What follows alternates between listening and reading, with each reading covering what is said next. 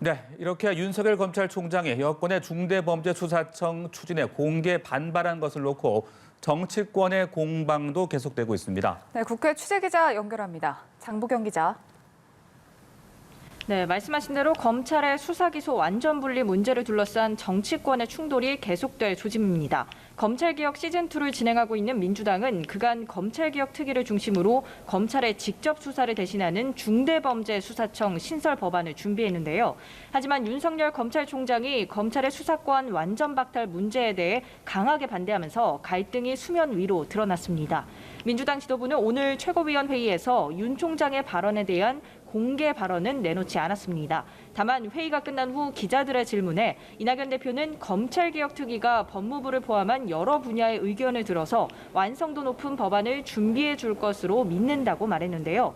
최인호 수석 대변인은 기자들과 만나 검찰총장 언행이 좀 요란스러워서 우려스럽다는 시각이 있다는 내부 분위기를 전하며 좀 차분해졌으면 좋겠다는 입장을 밝혔습니다. 민주당 검찰개혁특위는 절차대로 진행한다는 입장입니다.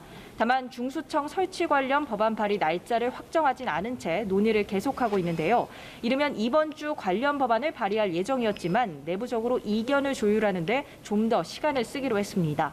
국민의힘은 윤 총장의 공개 반발이 충분한 이유가 있다고 판단하면서 윤 총장 지원 사격을 계속하고 있습니다.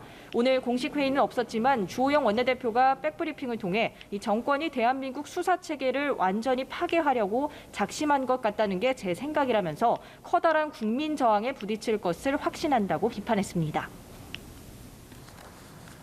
네, 4.7 재보궐선거가 한 달여 앞으로 다가오면서 여야의 서울, 부산시장 선거전도 본궤도에 오르는 분위기입니다. 어떻습니까?